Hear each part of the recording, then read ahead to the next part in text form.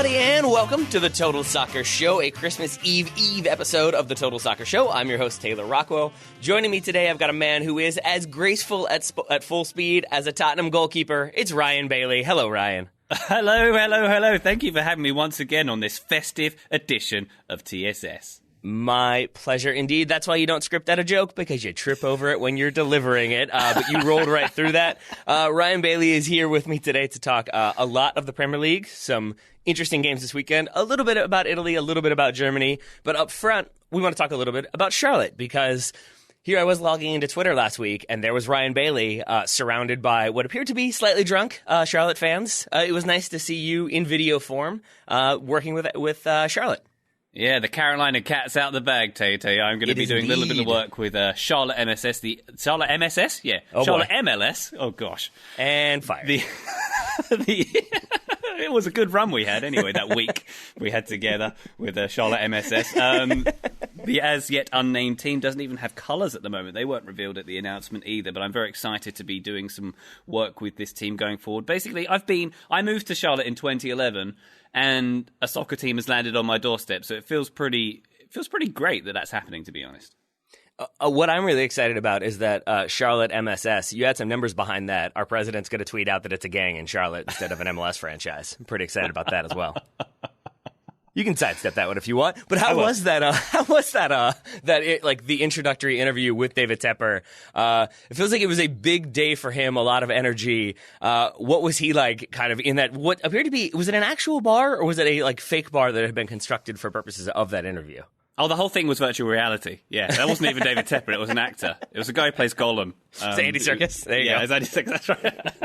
No, it was a bar called Hooligans Uptown in Charlotte. We call it Uptown, not Downtown, because we're cool like that. Yeah. You and Billy which Joel. is like basically the main soccer bar, and it was full of fans. And I'd been waiting to interview the billionaire David Tepper all day long, and it got to about 5 p.m. and I got to do it in front of several hundred semi-drunk people, which wasn't nerve-wracking at all to speak to the billionaire David Tepper for the first time. But it was great. It went really well. The launch went very well, I think, and I'm very excited about what this team is going to be doing around here.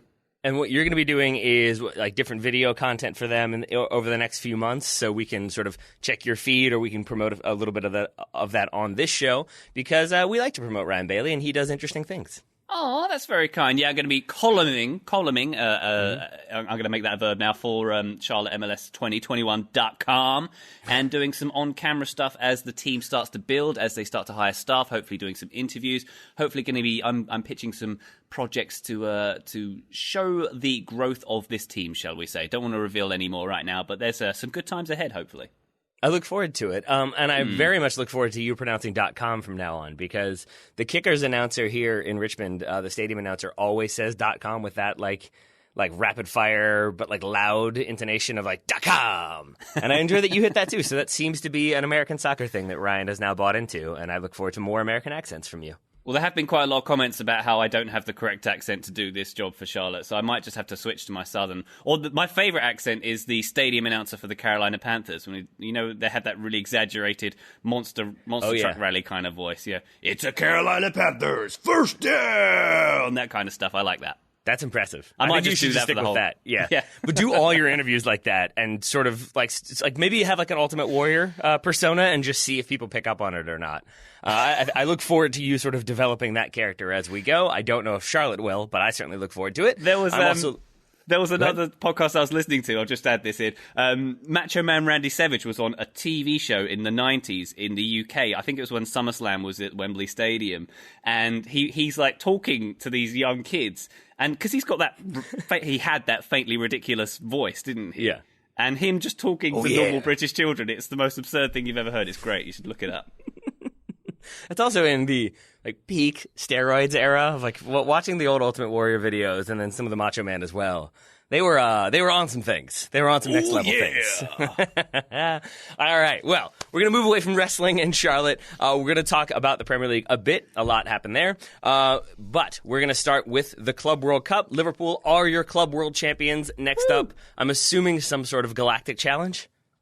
I think, well, actually, in all seriousness, why don't Liverpool play France for the title of the world's greatest team in the world ever in the world super duper world?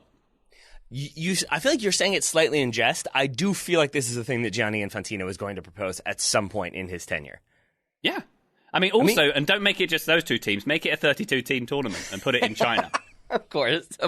No, you're forgetting the key step of you do it once as Club World Cup champion playing the World Cup champion, and then that goes sort of well. Then you expand it to 32 teams automatically. That's the Gianni Infantino model. There we go. But there was a question about that, about like why Liverpool don't have any French players, because it would allow, like you wouldn't have to have the FIFA duplicate thing. You could actually have two full teams. I think Klopp basically just said, we can't afford them. French players are too expensive. We would like them, but we can't have them. So maybe we could have our super duper champions of the planet competition. Yeah, maybe. French players are too expensive. Is that the narrative we're buying there? They did go for Van Dijk instead of Laporte, didn't they? Back a while ago. Yes. And, like, I think maybe if you're looking at a few French players, maybe, like, if you're only ever trying to buy, say, like, Paul Pogba or Antoine Griezmann is one that I think Klopp mentioned by name. Yeah, maybe those are a bit more expensive. But I do think you could probably find some bargains in that bin, for sure. Yeah, I think you could probably get Yuri Djorkaeff for, like, a pint these days. That's a deep cut. So we have a few thumbs from this game. Yeah. Ryan, you got any thumbs up, thumbs down from the Club World Cup? I've got a few. I think I'll give a thumbs down to the referee and the VAR team. Lots of odd decisions in this. No less odd than the 92nd minute Sadio Mane being brought down by Rafinha in a last-ditch tackle. And then it going to have the referee going to have a look at the screen and then giving, of all things, a drop ball. As you do, right? So it went from penalty to VAR to, maybe it's going to be a free kick outside the box to, no foul given, yellow card rescinded, drop ball. Is that about it? That's about it. And I don't know is the insinuation that it was a dive? Is the insinuation that it wasn't a red card? I just don't understand how this is yet another episode of Ryan doesn't understand the rules of soccer anymore, which we do touch on every week, but that was another example of it. It's one of my favorite recurring features. The way I understood it, and I may be incorrect, is just that VAR ruled that Mane had gotten his shot away when the contact occurred, and so then it became a, I guess, quote unquote, like lawful challenge because the defender's going in, but the ball is already gone. But to me, right there, that means it's not a lawful challenge if you're going in and making contact after the ball is gone. Like, we see that given as a foul all the time. So then it goes to maybe like where the infraction occurred, but it sounds like that wasn't like really as much of a part of it as it was, the shot's gone, so we can't really give a penalty. And I guess the tackle didn't really interfere that much in the shooting movement. And so if then you're seeing it from no foul, but play was stopped, I guess you have to resume with the drop ball. But I still maintain that at the very least could have been a free kick for the kind of rough tackle after the ball's gone, makes the contact with Mane. But then I also believe, like, according to the rule changes, that if you like engage in contact outside of the box that continues inside of the box, you give the penalty. And to me, that also could have been the justification for this being a pen. So the drop ball, slightly strange. The decision to change it and make it nothing was definitely strange to me. Very much so. And it wasn't the only strange thing. There was a moment, I think, when Jordan Henderson was brought down in the box and Flamengo got a free kick for it. Yep. And it seemed every other instance, the referee was very whistle happy. Like any kind of contact at all seemed to draw a foul. It just seemed. I mean, it was a Qatari referee, wasn't it? Yes, I believe it was. I mean, why they couldn't have used like a higher ranking, shall we say, referee from elsewhere in the world for such an important game, I don't know. But it was a very strange game in many respects. The refereeing being one of them, certainly. It certainly was. And then it was more end-to-end than I expected. Flamengo came out and looked a stronger team than I was expecting after their semifinal. Liverpool looked same old Liverpool, especially like lately. The Liverpool, the narrative has been don't always look impressive, don't always look impenetrable in the back, but always find a way to win. Here they were impenetrable. They don't concede a goal. They get the win. Klopp slightly vindicated, I guess, for bringing a full-strength squad at the expense of the Carabao Cup because it's the Carabao Cup, so whatever. And really, in the end, it's Liverpool going away in the winter break, or not even having a winter break, but you get what I mean. Now being 10 points ahead with a game in hand and being Club World Champions, a decent amount of momentum from them, I would have to assume. Yeah, it seems like a pretty good place they're in. And I will say, you touched on it there, give credit to Flamengo there because this was their 79th game of 2019. That's quite a lot of miles they put on those legs. And I thought they were 79th game of 2019. Yeah, obviously their seasons work so that it's designed so they'll play more in the calendar year. But they were so much better than, say, in the Libertadores final. I thought I was expecting the complete lack of defence, and they played a very high line, which I suppose Liverpool tried to exploit and successfully did on a few occasions. But I was very impressed with Flamengo and how good a match they were for Liverpool in this game. And my understanding is that their success in South America, in Brazil, has been because they sort of model their style more on the European style, which probably comes from their manager, Larry David's friend Richard Lewis. But it was a very, very positive performance from them, and it's one of the best South American sides in this competition for a while, I would hesitate to say. Yeah, because they had the Felipe Luises, the names you sort of recognize, Rafinha in there too. But then there's the Arrascaeta, the Uruguayan player who Daryl and I were kind of hyped about in the past World Cup. And so to see him involved, him creating chances, and then obviously Gabigol up top, having a resurgence, starting to attract more attention from Europe. We'll see if that ends up coming to fruition. But he had some moments. There was that one overhead kick, almost a bicycle, that would have been a very, very, very headlining moment. Instead, it's easily saved. But there were definitely some chances. That's a great save by Alisson, so that I think kept it scoreless at that point. They have a very good chance late that they probably should have finished, but they put over the bar. So Flamengo, very much in this game, could have equalized, could have sent it to overtime, could have won in regulation, in fact. Yeah, but in the end, it's Liverpool, who definitely missed some chances of their own as well. Firmino had the relative sitter in the very beginning, though. I have a little bit of issue with the way that's been discussed, because it sort of is Firmino finishes to make up for his horrible miss in the very beginning. But that was a horrible miss after incredible control and awareness of where he was and just put it over. I was pretty impressed by Roberto Firmino, as I tend to be. Ryan, did anything else stand out to you from this game? Yeah, a few things. I thought Bruno Henrique was very good. I thought Everton Rivero was very good for Flamengo. And if we're going to talk about bad misses, surely we have to talk about in extra time Lincoln. Having that one leap put over the bar. A Lincoln shot hasn't been that bad since the Ford's Theatre. There it is. Thank you very much. Pause for applause. There we go. Yeah, we'll move on. It was it was a very interesting game. I don't want to put it in applause now. If I had more time and was a slightly better editor, that might actually happen. And the other thing I wanted to note is the miraculous appearing and disappearing cramps that the Flamengo team had. Whenever they were, not behind, everyone had a cramp. Diego Alves, the goalkeeper, he had cramp all the time. Even Gabigol went down a few times. As soon as that Firmino goal went in, it magically disappeared. Wasn't that fun? Strange, right? Isn't that weird? Yeah. Isn't that weird how the cramp just disappeared? So Liverpool, with the win, will return to action on Boxing Day. They're away to Leicester City. Then they're in quick succession in 6 days, 3 games. Home to Wolverhampton, home to Sheffield, home to Everton in the FA Cup, and then finally on January 11th, away to Tottenham. So they've got 5 decently big games coming up. Some would appear to be more winnable than others, though Sheffield United have been difficult for some teams this year. Ryan, are you expecting any sort of downturn in form for Liverpool, or do you think, if anything, this propels them to continue on as they've been doing, or maybe even improve? You'd feel like they have to drop some points somewhere. That's a game every 3 days, isn't it? And yes. I think my one concern would be maybe Van Dijk, in that he did miss the semi-final, didn't he, with an illness, did they call it? I think that was, it was something like that. So if that transpires to be anything more, that could be interesting. But it just feels like this is prime. A fullback gets injured or something derails the team at this point. For the narrative of this season, it feels like these next 5 games could be very, very important for Liverpool. And I'd be so surprised if they got through with 4 points from those 5 games. Yeah. Obviously not 4 points from the FA Cup game. That's not how that competition works, but I knew what you meant, though. I knew what you meant. And that'll be Everton, obviously coached by Carlo Ancelotti. We'll talk more about his Everton team a little bit later. But yeah, I would say Leicester losing this weekend, maybe they'll be looking for a rebound. Yep. Wolves are obviously tricky. As I said, Sheffield obviously tricky. And then Tottenham, you have to believe that Jose Mourinho would love to derail Liverpool's season. So everyone has good reason to go at Liverpool if they make it through that run of games relatively unscathed. I mean, at this point, it already feels like the title is definitely theirs. I saw the stat that I think only one team has ever lost the title from this position of being 10 points clear before we're even in the new year. That would be Newcastle. Seems unlikely that Liverpool do it, but maybe these games will be critical in how things go. So we'll keep an eye on that. And we'll obviously keep an eye on all things Premier League over this sort of congested fixture window as it is. And let's move to the Premier League. Now let's start with Man City's 3-1 win over Leicester City. For a little while, it did not seem like this was going to go Man City's way. They go 1-0 down, courtesy of a lovely Jamie Vardy chip.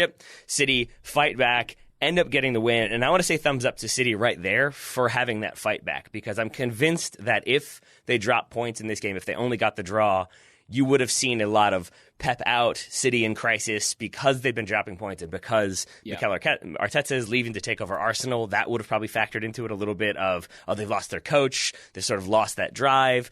Guardiola can't motivate anymore. Like, this is it. They're done. And instead, I think that narrative, at the very least, gets postponed a few more weeks, because this is a very good Leicester side that they were able to fight back and get the 3 points. Yeah, definitely. I think you can say what you want about this City side and the manner in which they've dropped points so far this season, but the one thing you can't take away from it is that mental fortitude, the mettle that they showed last season to do that. What was it, 14 games to win out the season last season? And you can see when the chips are down, this team is very good. And this was probably the best City performance of the season so far, wasn't it?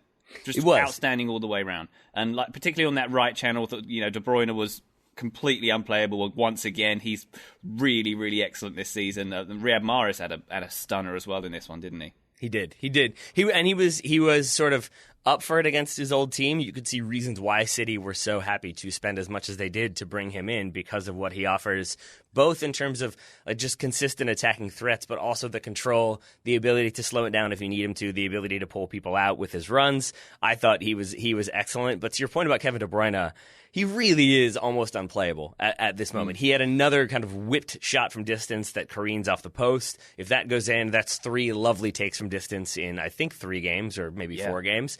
But he reminds me, I've talked about this before on the show, but like when it was peak Didier Drogba for Chelsea with Mourinho there, he had one, I remember, where he like dribbled to the end line, was maybe 2 yards from the end line, like 3 yards from the corner flag, and turned and had a shot that almost went into the near post and got pushed wide for a corner. And I remember the commentator saying something like, if you're a normal player, that would never even occur to you to shoot from there. But when you're an informed Didier Drogba, you're always going to shoot no matter what. And that's kind of how I feel about Kevin De Bruyne. Not that he's selfish or anything, but just that he seems like he is capable of shooting and putting the ball in a difficult position for the goalkeeper from any angle, and it makes him really fun to watch, because at any given moment he might pop up and hit a screamer from 30 yards out.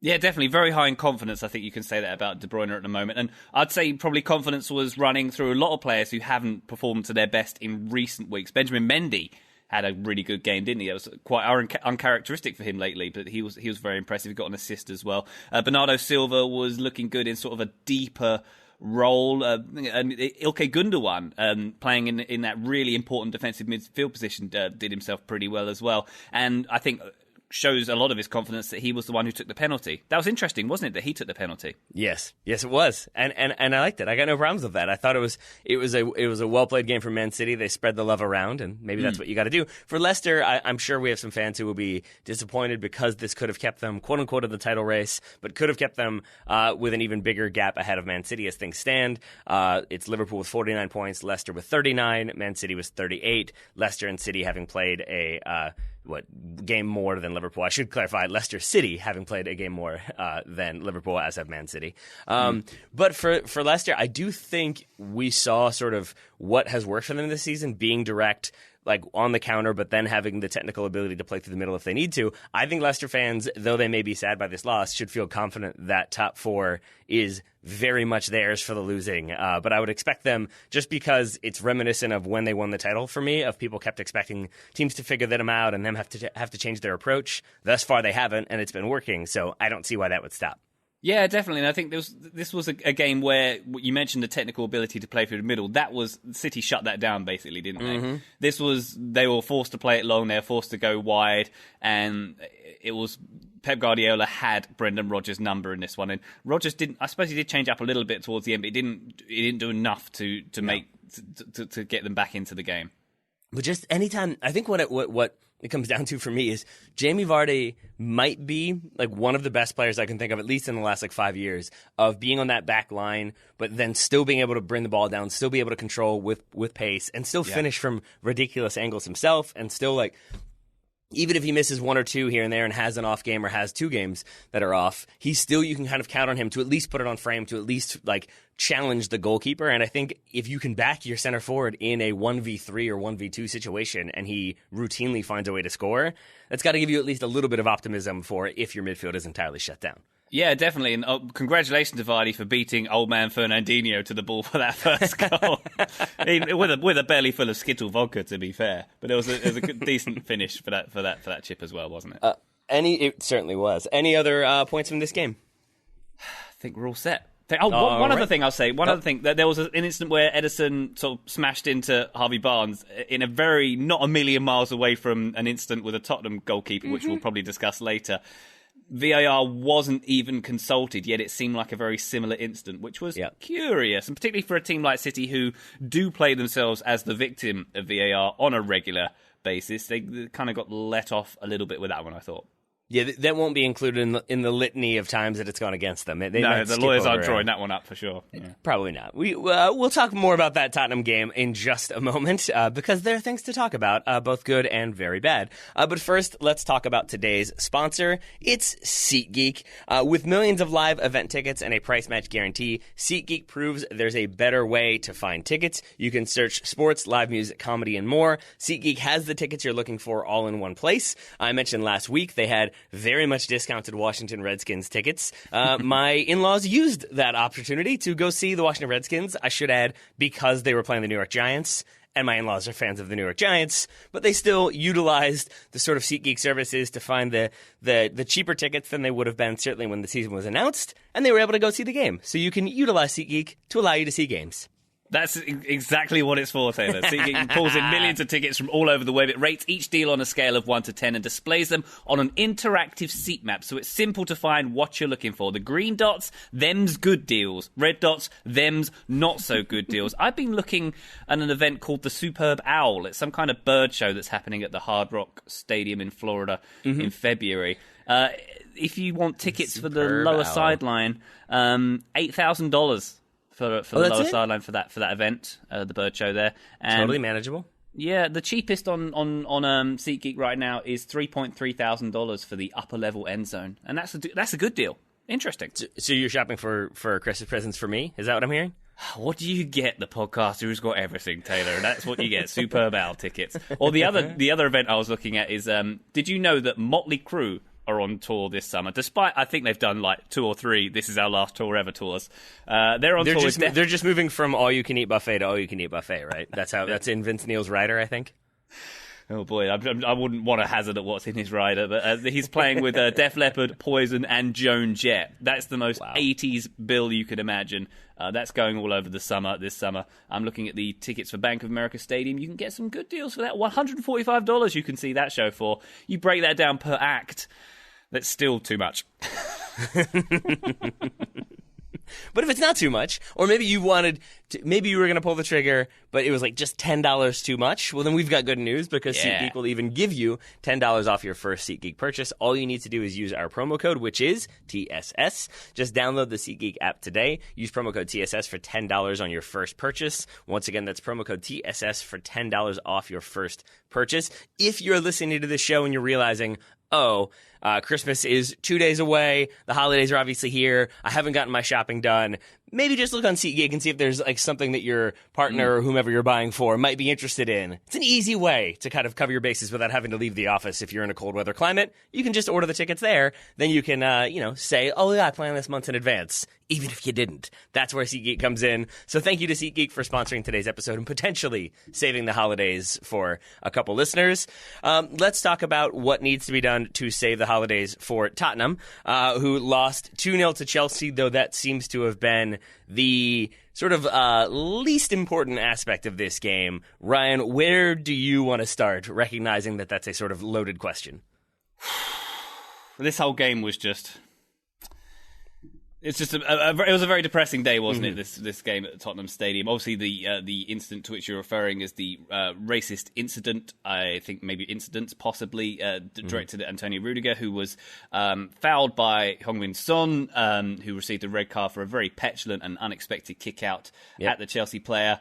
And then there were 3 warnings made over the tannoy system at the stadium. Racist behaviour from spectators is interfering with the game. They said they got 3 warnings there, and it just really, I find it so depressing that this stuff still happens in 2019, and it's it seems like the kind of people who do that are being emboldened. They maybe wouldn't have done that kind of thing, 10 years ago. And I think there's been a lot of good reactions. I wouldn't say good reactions. There's been a lot of interesting reactions from Robbie Earle on NBC Soccer when he said it really hurts like a dagger to see stuff like this, and the look on his face, it was heartbreaking to see the way Robbie Earle reacted to that. And there was a good little speech that Gary Neville gave as well, insisting that the Premier League have to stand up to incidents like this, and he kind of tied it to politics. And the Sky Sports presenter had to sort of say, we have to say that's the opinions of Gary Neville, not Sky. And Gary Neville was like, he credit to him. He said, "What, you don't agree with me?" Yeah, and he's like, "Well, it's not a case whether I agree with you." And it just felt like that was a very 2019 moment, that there had to be a balanced view on something that's not very balanced. There's no two sides to that story, is there? No, was part of that because he took it into the political realm? Do you think that's where they wanted to distance? I think that's where he wanted to distance, but it wasn't made very clear, was it? It really well wasn't handled. Yeah. No, and I do agree to some extent with what Gary Neville was saying, that like when you have like extreme issues like this, like articulated and often like I guess continued by people in elected positions or like noteworthy people around the world. I've already talked about our current president. I don't want to keep going down that road, but the shoe fits. So like I think that it will permeate into games, because if it becomes normal behavior outside of the stadium, it'll be behavior inside of the stadium. I'll say this, though, like I don't want to paint Tottenham with too broad of a brush, because it certainly was not, even some of the stuff we've seen in Serie A this season where it's groups and you can hear it and it's very clear and there's video of it. In this instance, it does seem like it was I've heard it being it was like monkey chants. I've heard it was a song. I've heard it was a few people. I've heard it was one individual. But it doesn't seem like it was this like very massive thing that happened that then the club tried to distance itself from immediately. The club has said they're investigating. They're going to take very strong action. I do think we were talking to somebody from the Bundesliga a while back, and basically they were like talking about the security measures in place at new stadiums in the Bundesliga, and that they're able to basically identify any person in the crowd because they have so many high-powered cameras that are of such good quality. They can really spotlight anybody if they need to see what's going on. I would assume Tottenham have that in their brand new stadium. So I would expect that we'll hear something about a person who's been identified or a person brought in for questioning or a couple of different people. And I do expect it to be dealt with that individual fairly harshly. But my question for you then, Ryan, is that enough? Is sending the message to one person or a group of fans by banning them for a year or something like that, does that get the message across, or do you think there needs to be wider action taken? Because, and I apologize for the rambliness of this question, as you said, that announcement ran 3 times. I'm still not sure why, because I think it was only one incident. Maybe it was 2. But if it reads 3 times, I believe they're supposed to like discontinue the match, at least temporarily. They didn't really do that. They paused it momentarily, but I think maybe the protocol wasn't necessarily followed. So I'm wondering if there are things that you would like to see done differently going forward. I would like to have seen one of the managers pull their team off the field at that point. I think that would have been a good moment for maybe Lampard to have done that. But also it would have been good if Mourinho had done it, although his team were losing 2-0, so there might have been different signs read into that. But I mean, in terms of punishment, I think it just has to be the harshest punishment possible. I think you have to get the message through to these kind of people who think that's tolerable in this society. And I floated this idea on Twitter, and I think I've mentioned it here before, but I think that if you get a ban, if you're caught red-handed with this kind of thing, you should get banned, your children and your children's children. I think a 100-year ban is something that you could do.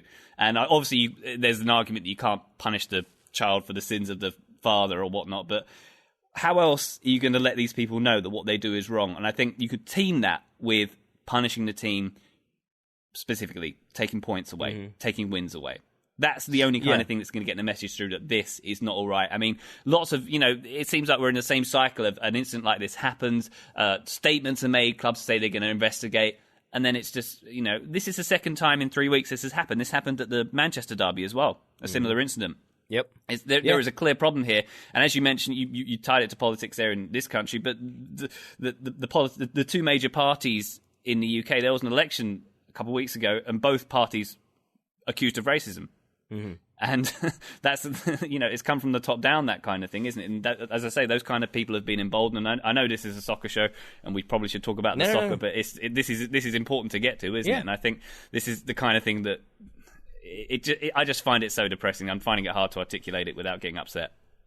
I find it depressing, especially because we've seen with like Serie A, there's the kind of justification from not a lot, but some fans from some supporters groups, from some executives in Italy, that like it's not racist. We're just trying to get under the player's skin. We're trying to frustrate them so that they don't perform well. It's just trash talk. This is how we trash talk.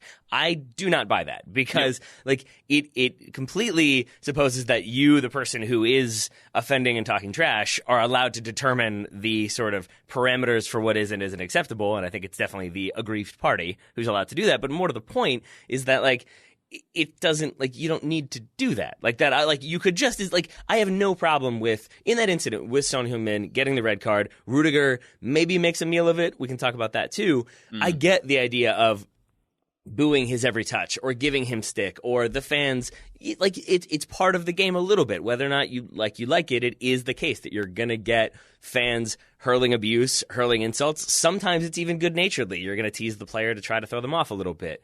Like, I don't really have an issue with that. It's the idea that, like, you are so worked up and so frustrated that the only thing you can think to do is sing a racist song or make a racist chant. Suddenly that's not a, like, oh, I'm caught up in the emotion of the game. That is the emotion of the game bringing out deep-seated beliefs that maybe you're trying not to have be like front and center, but in that moment when you can't control the emotion, those come out. And I think that does speak to a larger issue. I don't know how Spurs necessarily police that because, again, it wasn't this massive group. But I think you're absolutely right that identifying the perpetrator or perpetrators, banning them, maybe banning their children and their children's children all the way down. No descendants shall ever support this club. Maybe that's the way to go if it happens again. Maybe it is a like stadium ban for one game or something. But I do think there's an opportunity here for England to sort of take the lead and take a step forward as opposed to putting out a bunch of statements to make everybody seem like, or to make it seem like everything's being dealt with and then not doing anything. I just find it baffling that this happens in London, one of the most cosmopolitan cities in the world in 2019. I saw a tweet worded to the effect of, I look forward to the day when a racist won't stand up and say that kind of thing through fear of having the S beaten out of them by the people around them. And I don't encourage violence in that respect, but I thought that's kind of a good point, isn't it? We need to get to the point where they're not emboldened to do that kind of thing. Yeah, absolutely. And this is kind of weird. So I apologize if this gets too confusing. But like, stay with me. I feel like it's almost better to have just like an out and out racist screaming racist things because they know they're racist and that is like their belief system. It's abhorrent and terrible. But at least, like, it's open, like, almost. Whereas a person who just sort of is like, oh, what's the big deal? It's not a big issue. Like, who cares? It doesn't hurt anybody. It's like, no, it clearly hurts people. It clearly is offensive. And the idea of, like, ignoring things that are racist because I don't find them that racist, like, removes the idea of, like, other people being involved and your actions having consequences. So I think it's that little bit of, like, oh, I don't know what else to do, so I'm going to say something racist. That I find more disheartening than anything else, as opposed to just, hurling, just say you suck. That's all you got to do. That's enough. Yeah. That's plenty. That would be fine. Let's get to that moment itself, though, with the foul on Rudiger. Son Heung-min is kind of like on his back, has his feet in the air, kicks up definitely into the torso, chest, ribs of Rudiger, who falls down. Mourinho made a comment afterwards about how like Rudiger is obviously going to the hospital to be checked. That was a bit tongue-in-cheek. And I found myself sort of like uncertain about this one because I think I agree with Frank Lampard that like anytime there's contact, you're maybe going to go down and we don't know what happened, that maybe Rudiger like sold it a little bit, but what would you do in that moment? And I honestly don't know the answer because if a person... Like, I think Son Heung-min, the point there is to do it really quickly. It's a moment of, like, I think anger. He had a little bit of rage all. He had the red mist and just had that little kick out. And I think it probably didn't hurt Rudiger, but there's that moment of, like, I know what you just tried to do. Yeah. And I don't know if you've had that, Ryan, but I've had that before when it's like, you just tried to hurt me or tried to get me to retaliate. And that awareness in that moment, if it's not enough to actually hurt you, but you know what that player was trying to do, it does bring about this, like, do I yell at the ref? Do I yell at this guy? Do I, like it's sort of, you don't quite know how to act. And so I'm not surprised that Rudiger made a meal of it because it's like, hey, this guy sort of just tried to kick me in the chest. I would like that to be reviewed and looked at, and that's exactly what happened. So maybe he made it a little bit more of what it was than it was, but I still think with the intent from Son Heung-min, even if it was momentary, even if it was just red mist, it's still a red card for me, and I think justifiable from the official. Yeah, 100%. And it's interesting how how upset Heung-min Son was when he got his last red card. Mm-hmm. I'm not that kind of player. Maybe he's becoming that kind of player. Right. I think is the issue here. This incident reminded me a lot of Beckham at France '98 when he kicked Pochettino, wasn't it, for Argentina?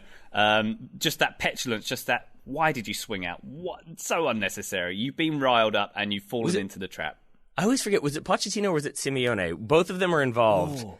I can't remember if it's like Simeone is the one that makes him angry, so then he kicks out at Pochettino, or vice versa. It was Pochettino in my head. I'm going to have to VAR review that one. I'm not sure. Okay, that's fine. Well, there were other VAR reviews in this game we can talk about while you do it yourself. Let's talk about Gazzaniga for a moment. Oh, I'm going to say thumbs down to Gazzaniga for whatever he was thinking there. Comes off of his line. It's a ball over the top, I believe, from Willian. Marcos Alonso running onto it. Gazzaniga tries to go for like a flying volley, misses the ball, but makes full contact with Marcos Alonso. Referee Anthony Taylor initially gives it as a free kick for Tottenham. The Chelsea players explode. The crowd is very confused. I think it was Everton Sanchez puts his hands on his head. I forget who it was for Tottenham, but somebody was just like not really hiding the fact that they thought it was an atrocious challenge. Goes to VAR, and it is indeed overturned. A yellow card for Gazzaniga, penalty for Chelsea. Ryan, I've been talking a lot about this. So first, I have an idea as to what happened here, but I don't want to just launch straight into another monologue. Instead, I'd like to ask you, sort of as you were watching this, what went through your head? Because I feel like you probably saw this happening, and then maybe there was a moment of silence, and then I assume hilarious things occurred. I think what went through my head was, oh my gosh, that's a penalty 100%. How, right? I mean, I can imagine on the Tottenham training ground today, they're sort of teaching Gazzaniga that, you can use your gloves. You can use goalkeepers can use their hands. And then maybe explaining him that you don't have to use your high foot in that situation. Just what on earth was he doing there?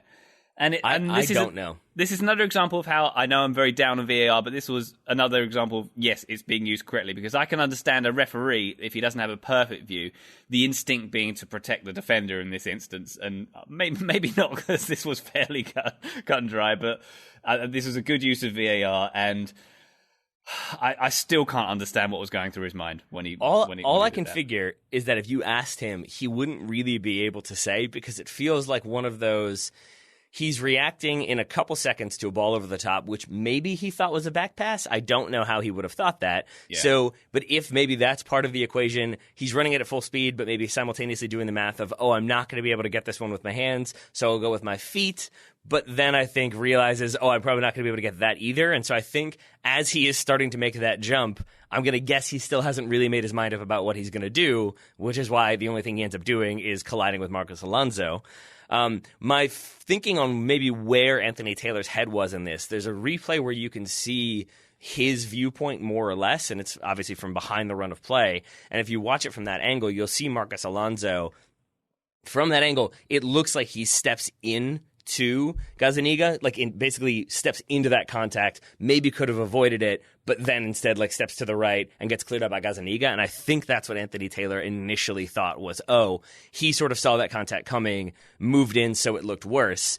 But when you watch it from every other angle, you can see that it's Marcos Alonso realizing, this guy's about to collide with me. Yeah. I've got to protect myself. And so he basically stops his run and sort of squares up, which takes him a little bit of the path of Gazzaniga, but it's him, if you watch it from the other angle, doing all the defensive action of, this person is about to come flying into my head and torso. I need to defend myself. And I think maybe that's where VAR told Anthony Taylor, to his credit, he went and checked it, and I think saw, I got this one wrong, and it's a penalty correctly given. Yeah, very much so. It's just an absolutely bizarre incident. When I first saw it, I was thinking, did he think he was outside the box? But then another good question. Just use your head. You don't need to do the high boot thing. Still not necessary. You don't have to. And this was a strange game, because you have the Song red card, you have the incident off the field, you have this moment. And I do think, very briefly, we should give credit to Chelsea, because with all of that sort of chaos and drama happening, it's easy to overlook that Frank Lampard made some choices in this game. They went with a back three. They went with a more like Antonio Conte formation of the 3-4-2-1. Yeah. A really narrow front three of that 2-1 that caused a lot of problems for Tottenham, because it made them compact, but then there were overlapping runners. And I think Frank Lampard really got this game entirely right. 3-4-2 and very festive Christmas tree style. I enjoyed that very much. But this was an example of, the student outclassing the teacher, wasn't it, basically, with Mourinho being out-tacticked by Lampard, as he was, incidentally, in the last time they met, the only other time they've met, which was the League Cup last year, Man United derby, which Lampard got the better of too. Chelsea were faster. They made better decisions. They looked much more composed. And it took me a minute. I was so confused. I'm sorry. You said Man United derby, and I was like, the Manchester derby? Like, Lampard was coaching City? It took me a minute to realize that you were actually saying Derby County. My bad. Gotcha. Let's move on. Try to keep it up, darling. Anyway. Sorry. Yeah. But I suppose my point was that Chelsea were made to look very good as well by Tottenham, who were just pretty poor all round here, weren't they? And, I mean, there's lots of questions for Tottenham. Like, I mean, Aurier wasn't great again. I mean, if they want to buy a new right back, what are they going to do in that situation? Who'd want to buy Eriksen now? How big a trade bait is Eriksen these days? They've got some issues. Eriksen being one of them. Aurier, I mean, if you listen to Mourinho's comments after the game, I don't know how they don't buy another right back because Aurier concedes the corner that leads to the first goal for Willian completely needlessly. He goes for the header, he misjudges it, he flicks it out of bounds for a corner. Then the corner stick and short, it's Willian to, I believe, Kovacic back to Willian cuts inside and shoots. But Aurier is clearly the one who's supposed to be there for the short corner. He sort of jogs out. By the time he gets to Willian is already in the box, does a quick step over, like throws the head one way, cuts back the other. Aurier, like, soundly beaten, like in the sense that he's not falling over, he's not posterized, but it's just Willian does everything he needs to open up that little bit of space to get that shot off to score that goal. And I think afterwards to listen to Mourinho talk about, like, we've worked on defending set pieces, the players know how to defend set pieces, we've worked on short corners, the players know how to defend short corners, and we didn't do it today. There was like a lack of mental focus. I think you could pretty much read that as, I need a new right back, Serge Aurier's got to go. Yeah, and the mental weakness, I think, is a big key in this team. I think it's still something present in that respect. This was worse than any Poch performance I can remember, for sure. Yeah. Right? Yeah, I mean, it was them torn apart without really having an answer for how to deal with it. Yeah. It was them having, like, the mental weakness, the weird, strange decisions that we've talked about already, and then a lack of consistency up top, an inability to find Harry Kane. I think a lot of the other issues you've already mentioned. Yeah, I think there are worrying signs for Spurs. We'll see how they deal with them in January or before, since they've still got some games before the new year. But we've gone very long already. We've still got many games to talk about. Let's do some quick hits here. Let's go to Everton Arsenal, 0-0 in that one, by all accounts, the worst game of the season. Jermaine Janus called it the worst game of the season. It was pretty dull overall. I think there were only 3 shooting chances. I can't remember if there were any on target. So I'm just going to ask you this, Ryan. If you had been sitting in the stands, because both Carlo Ancelotti and Mikel Arteta were, who would you rather have been? Not necessarily from like an age suaveness standpoint, although they both have some fantastic eyebrows, both of those managers. Whose position would you rather be in, looking at those two teams and sort of what their expectations are now for the remainder of the season and going forward? I think I'd rather have been the Arsenal fan TV guy. At least he gets to leave. Jeez. I mean, good answer. It's a great question. I don't know how to answer. I'm inclined to say Ancelotti because I feel like there's more building blocks at Everton. I feel like there's a less rebuilding required at Everton, if that makes sense. No, it does. And I'm interrupting. Go ahead. No, you go. I said and, but I didn't have anything to complete the thought. All right. It's one where if you let me go too long, Ryan, I could probably do 10 minutes of like, but it could be this, but it might be that, but it could be this, but it might be that. But I think like with Mikel Arteta, I do think you're right that there are maybe some stronger pieces at Everton right now because there's many more pieces at Arsenal that need to be cleared out. There's a few of those at Everton as well. But I think Arteta, because he has a little bit of the club legend status, is the sort of candidate that they looked at years ago and maybe should have brought in then but chose not to. Now he's there. I think he'll be given a lot of leeway and a lot of freedom to potentially do what he wants. That said, we did the show last week in which maybe there's a bit more of a backroom issue, so we'll see what players he's able to bring in. Yeah. But I think he gets the maybe longer leash, whereas Carlo Ancelotti, given the way it ended at Bayern and then obviously the way it ended at Napoli, like, I don't know if there will be as much pressure on him immediately, but there will be high expectations because of the caliber manager he is. Going to Everton, genuinely no disrespect to Everton, but you look at Carlo Ancelotti's resume, Everton stand out, and not even in a bad way. They are just a noticeable difference from the clubs he has previously managed, at least recently. Mm-hmm. So I don't know if there's pressure on him, but I do think there is going to be expectation, and if you don't see kind of immediate changes in some of those big personalities start performing to that next level, I do have... basically, I'm a little more worried about Carlo Ancelotti than I am Mikel Arteta right now. That's sort of my answer. Really? What's the difference between pressure and expectation? Because you define them differently there. Yeah, I think simply just that, I don't think anyone is going to be... Like if he loses the first 2 or 3 games, I really don't think you're going to hear oh, this was a mistake, he's got to go. In the way that maybe you'll hear a little bit of that from Mikel Arteta if he comes in and they lose the next 3 games or 2 games. But I think what you will hear is sort of Carlo Ancelotti, he's this Champions League winning manager, he's won everything everywhere, he's amazing. You already kind of heard it with Duncan Ferguson talking about him after the game. And I think it because of that, he has a bit more freedom right away.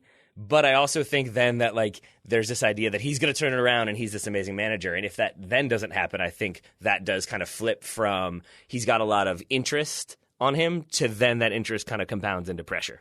Mm. Yeah, I can buy that. Did that make any sense to you? Yeah, I get it. I think generally, the horizon looks a bit more rosy for Everton than Arsenal, though. There's a good squad on paper at Everton. You've got a manager for 4.5 years who's a very high caliber man. You've got the new stadium coming along. That looks fantastic, by the way. And then you look at Arsenal. What have they got to look forward to here?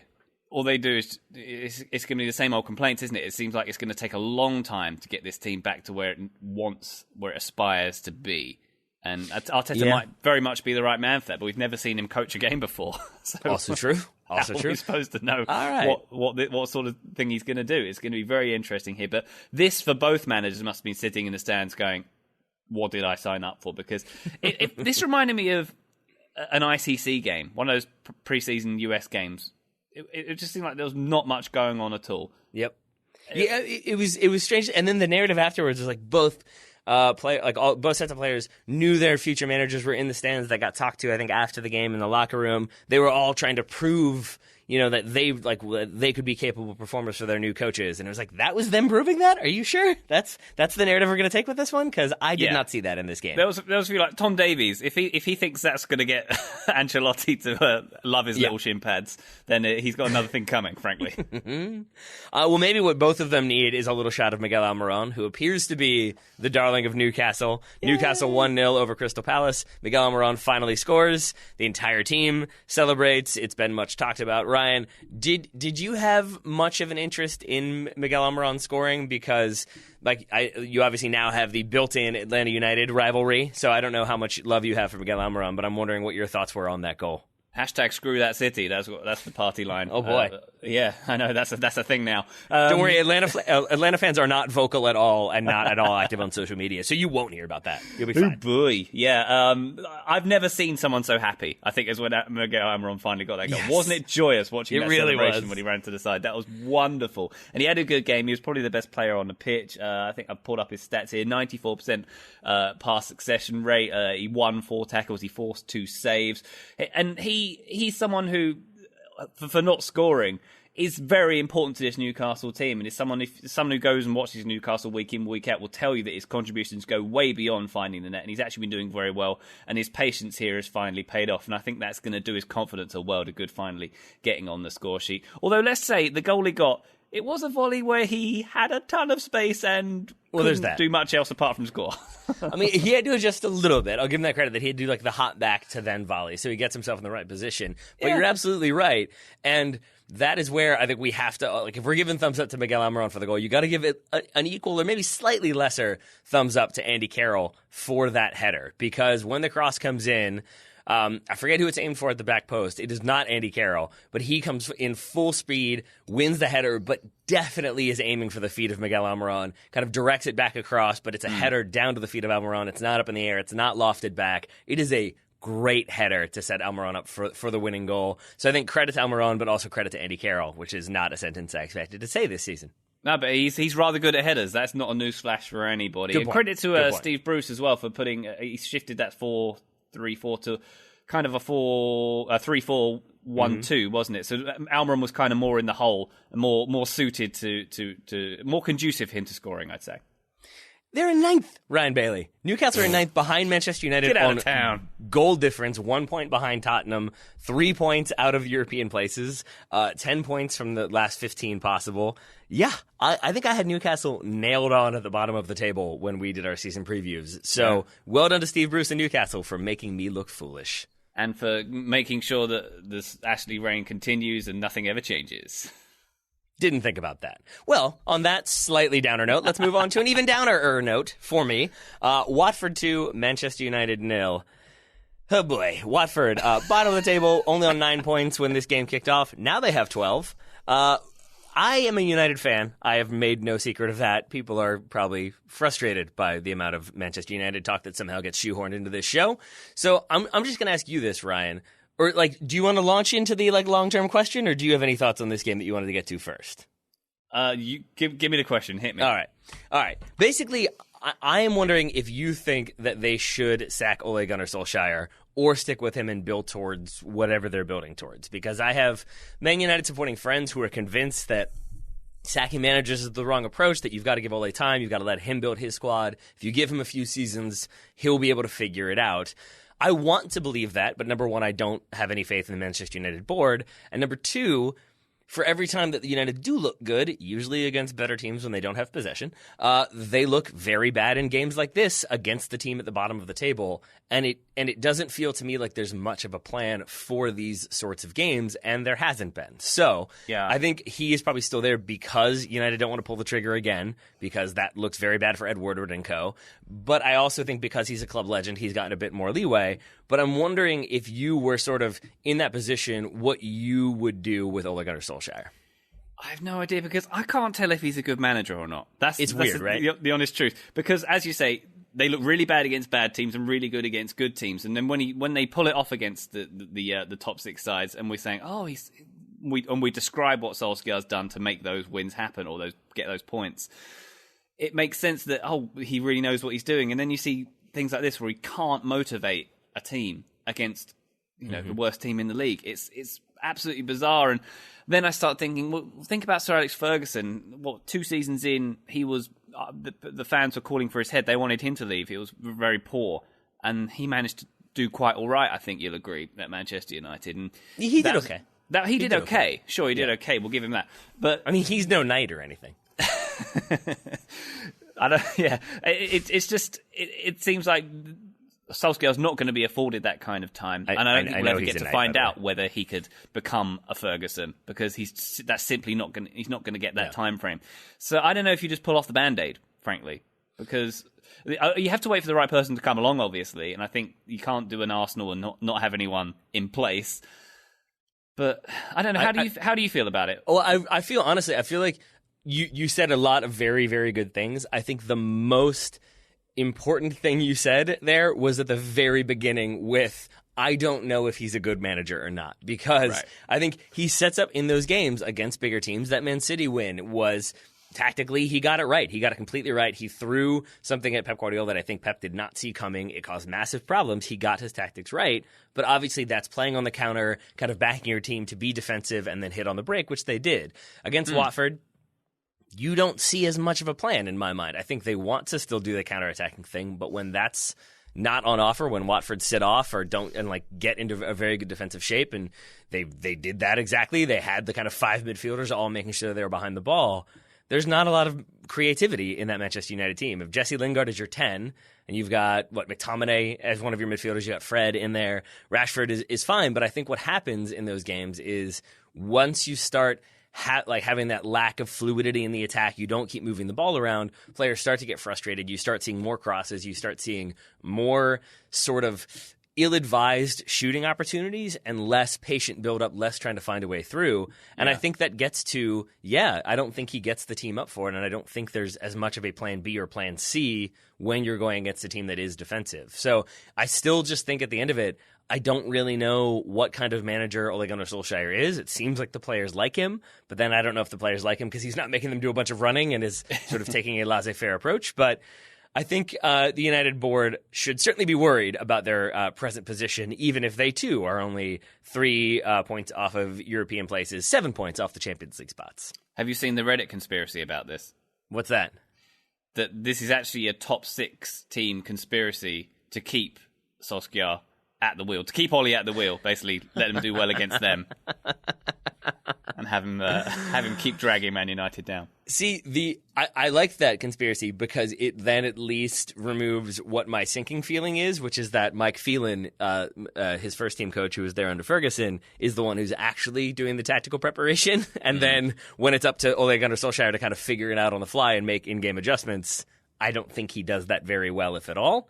And so you end up with these sorts of results. So I definitely find myself frustrated, though I did turn this game off at halftime. I was waffling 50-50. I felt like I had seen this game before. And then I think the commentator said, mercifully, there's only 1 minute of extra time in the first half. And that was when I was like, even the commentator doesn't want to be here. I'm going to go ahead and turn this off and go do other things. Can I offer a thumbs up to Nigel Pearson, though, please? You may. I think the way he's got this team organised, the defence was very organised, which is a great boon for Watford. They had some good attacking elements in midfield as well. This is a really important boost for this team at this time of year, and they have some belief they can get out of this now.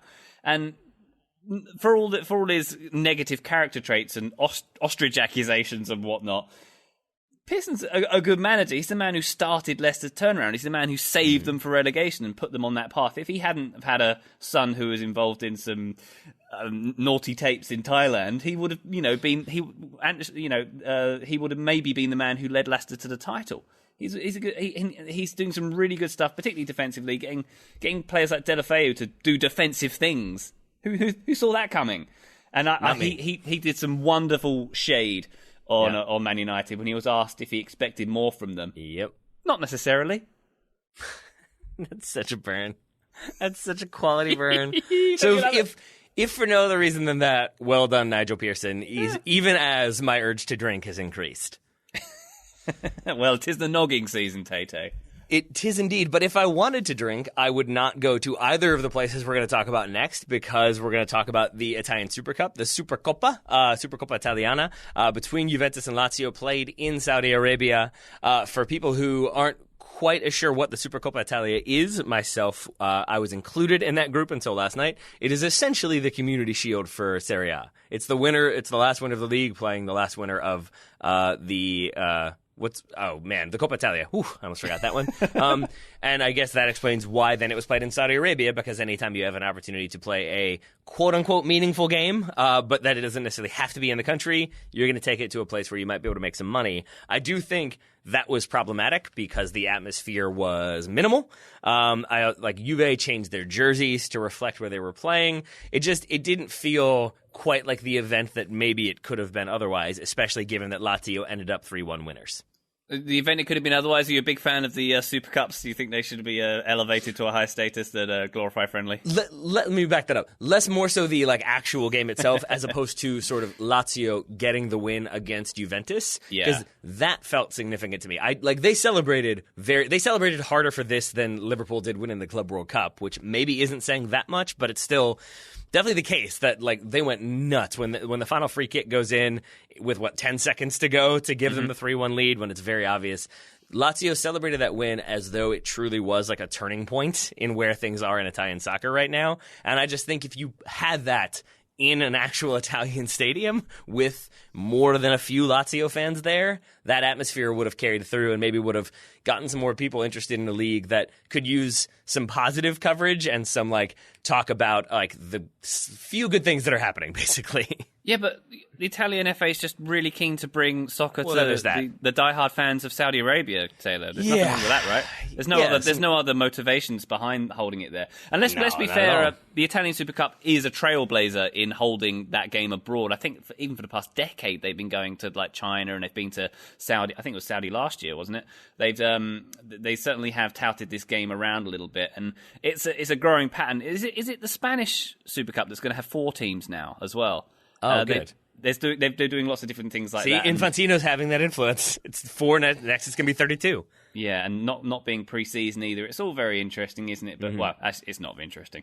I can't. I find it hard to invest in games like this, particularly when they're held in venues like this. To be perfectly honest, but credit to Lazio for pulling off yet another 3-1 win over Sarri. The only games that Sarri loses with Juventus apparently are games to Lazio by a 3-1 scoreline. Sarri's quote after the game: "We arrived at this game short of energy, physically and mentally. Maybe because you had to fly to Saudi Arabia. Sorry, maybe it was that." This happens, he said. Meanwhile, Lazio are experiencing a moment of incredible form. Bravo, bellissimo, wonderful, yawn. Yawn, indeed. All of that was true. What I don't believe is that you were unable to enjoy this game, because I have to believe the Ronaldo headband preoccupied you for 80 to 90 minutes. This was the main talking point, right? So Cristiano Ronaldo, who, let's make it quite clear, does not have long hair. He has a very short, like a number 1 on the blades, back and sides, was wearing a headband. The hair on his fringe, I don't believe would even cover his eyebrows. Yet he was wearing a headband. So can we spend the next sort of 30 to 40 minutes talking about the headband and maybe the place that unnecessary headbands have in the soccer landscape? Because you're joking. I think we should spend some time on this. But also, I'll add when he was doing his at the end when they had the trophy and the medal presentation, and he's looking very annoyed. He'd taken the headband off by that point. It was as if this headband has served me this far. I'm going to discard it before I throw my medal aside. Oh, Ronaldo. I mean, yeah, that would. Do you feel like he meant to throw the headband into the crowd and instead probably threw the medal into the crowd instead? Maybe anything that he could put around his neck, he did not want on his person. I think the point. I love that the haircut that you've described, I feel like was designed to allow him to wear a headband. Like, the haircut existed to justify wearing the headband. That, like, he shaved it on the sides, as you said, very short on the sides, very short on the back, but then he kind of kept it long, like the way some people would do if they're trying to hide the receding hairline by keeping flat bangs. We know what's happening there, folks. You don't need to hide it. But, he had it just a little bit longer so then he could have the hairband up to theoretically keep it out of his eyes, even though I agree with you. I'm not sure it was even touching the eyebrows. And let's remember that hair is chemically straightened, because if you look at Ronaldo back in the day, he has very curly frizzy hair. That is not what that hair is doing right there. Yeah. Wow. I kind of forgot that. Just because, I have the curly hair, if you put the pomade in or whatever, it'll slick it back and it will keep it back. But he actually had it, sort of falling over the headband, but still being straight. So you're right. There's a lot of work being done to justify that's not wax that headband. That's holding it like that. That is. He's put some effort into that just to facilitate the useless headband. Well done, Ronaldo. This is officially headband gate. It's got a gate now. We're going to stick with that. A few other quick things to talk about before we go, since we have gone somewhat long. I thought this might be a short show. I was wrong. We can say thumbs up to Gennaro Gattuso for getting his first win at Napoli. I watched the extended highlights of this game. I have no idea how Napoli got this win, because they looked awful for the first 45 minutes. They could not complete passes. Sassuolo were all over them. Sassuolo probably should have been 4-0 up at halftime, but then around the 50th, 60th minute, Napoli completely change the game, get aggressive, start taking their chances, and end up with the win. So Gattuso certainly very happy. He gets a big hug from his goalkeeper, who sprinted the length of the field to, I think, hug him. But that said, playing 20 minutes and getting 2 goals maybe doesn't necessarily quell a lot of the concerns that were already existing, but still, Napoli on the right path. Milan on the opposite of that, losing 5-0 this weekend. I'm going to assume there will be repercussions for that one. Yes. So that's all that's going on in Serie A, where we have, I believe, now a full-on title race. We already did, but it still goes. Inter and Juve level on points, 42 apiece. Lazio just behind them with 36. Over in the Bundesliga, it remains RB Leipzig on top of the table, 2 points ahead of Borussia Mönchengladbach, who once again dropped points this weekend in a 0-0 draw with Hertha. Jurgen Klinsmann's Hertha Berlin, I should add. Bayern Munich gaining ground there in third with 33. Dortmund in fourth with 30 points, but sticking with that Leipzig game for a moment. They end up getting a 3-1 win. They fight back to get all 3 points, which they obviously needed. A 3-1 win over Augsburg. The talking point here would be the return of Tyler Adams. He played 86 minutes, but he played 86 minutes at right back, which I think had some U.S. national team fans concerned It did not bother me as much because I am sort of the opinion that if one of your key players is on the field in whatever capacity, they're at least on the field and playing. Ryan, where do you come down on that? Are you okay with a central midfielder being played out of position for his club team? Minutes is minutes, Taylor. Minutes is minutes. Minutes is minutes, exactly. All right. I'm glad we're on the same page about that one. And I'm glad to see at least one American having a good weekend. Last weekend was pretty abysmal in terms of Americans abroad. So at least Tyler Adams getting some minutes this weekend. Serginho Dest playing, I believe, the entire game in a 6-1 win for Ajax. So a few brighter spots there in the Bundesliga. In La Liga, Real Madrid drawing 0-0 with Athletic Club de Bilbao. We were going to talk about that one, but it was 0-0, and we didn't want to. They are now second behind Barcelona, who won. So 39 points for Barcelona, 37 for Real Madrid, 34 for Sevilla, 32 for Atleti, who have announced that they're going to be bringing in Edinson Cavani in January. I don't know if he solves a lot of the issues that they have had this season, but if nothing else, he'll bring more, and it will be an even more dramatic Atletico Madrid team for the second half of the season. Yeah, definitely. That could be a really good deal if that goes through. I'm excited about that one. Real Madrid Athletic, I'll say. You could have seen the draw coming there because I think it's 4 of their last 5 meetings have now been a draw. This one's like I think they call it the other Clasico because I think it's the second biggest game, the second most played game in the league because it's Athletic, Real, and Barcelona are the only 3 teams who have not been relegated from La Liga, if my memory serves me correct, which started in 29. So yeah, they had a big old rivalry. Madrid, I think, could end up regretting that come the end of the season, dropping 2 points there because they hit the woodwork 3 times. Really, probably should have made more of that game. So if that ends up being the difference in the season, this might be one of those games they look back to and say we could have closed that one out. My final question for you, with like the way the rest of the season is going to go, with like Madrid dropping points here, what that might mean for them for the rest of the year. Do you feel like we're poised for a bigger January than normal? Because I sort of do. Like as I said, we already have the Atleti announcement that they're going to bring Edson Cavani. We've got Liverpool bring in Minamo. I always get his name wrong. I think I've got it right. I apologize if not. Those are varying degrees of major, but it feels like Madrid, both Atletico and Real Madrid need to strengthen. Bayern Munich may need to strengthen a little bit. We'll see what they do. Man City may bring in some players. Tottenham, we've talked about, may bring in some players. It just feels like we may have a very active January window in a way that I tend to just be sort of like, oh yeah, that's happening, and maybe there'll be 1 or 2 signings. I am kind of a believer that it's not the best time to find players. It's more of an emergency time, but it feels like more teams are in sort of emergency situations than I'm used to.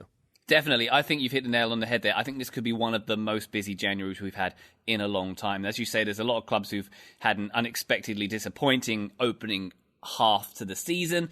And I think, a lot of business could be done.